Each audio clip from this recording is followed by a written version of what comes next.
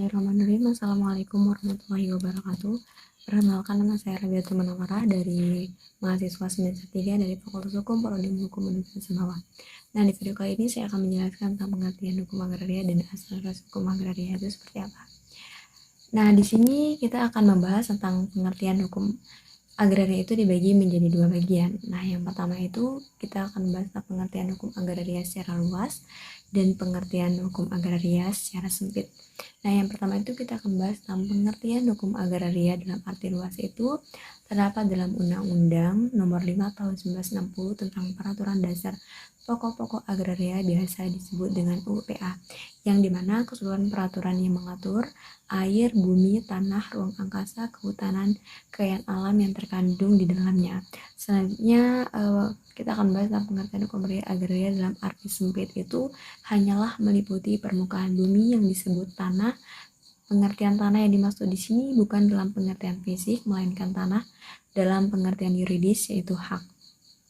Selanjutnya, dasar hukum pembentukan hukum agraria nasional adalah Undang-Undang Dasar Negara Republik Indonesia tahun 1945 yang tercantum dalam pasal 33 ayat 3 yang menentukan sebagai berikut. Bumi dan air dan alam yang terkandung di dalamnya dikuasai oleh negara dan dipergunakan untuk sebesar-besarnya kemakmuran rakyat. Nah, selanjutnya dualisme hukum yang ada di Indonesia itu ada dua. Yang pertama itu ada hukum kolonial Belanda yang disebut dengan agrariswet yang berlaku bagi golongan Eropa, dan yang kedua itu adalah hukum adat yang berlaku bagi masyarakat pribumi atau bumi putra.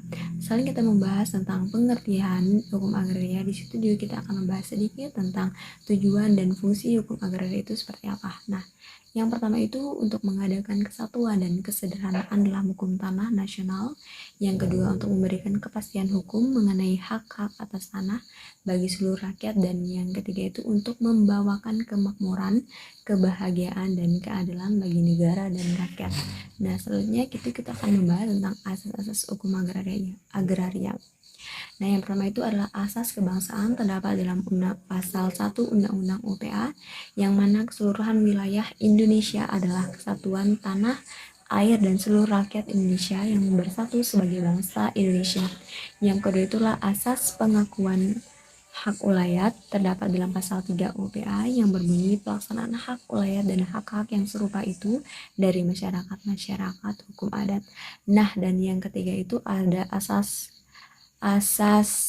fungsi sosial terdapat dalam pasal UPA. Hak atas tanah mempunyai fungsi sosial, dasarnya asas Land Reform pasal 7 yang berbunyi untuk tidak memberikan kepastian umum, maka memiliki dan penguasa tanah yang melampaui batas tidak diperkenakan. Selanjutnya yang terakhir adalah asas domain procreary, yang dimana tanah yang tidak bisa dibuktikan kepemilikannya, maka tanah tersebut menjadi tanah milik negara. Mungkin sekian video dari saya, semoga bermanfaat bagi teman-teman semua. Sekian, wassalamualaikum warahmatullahi wabarakatuh.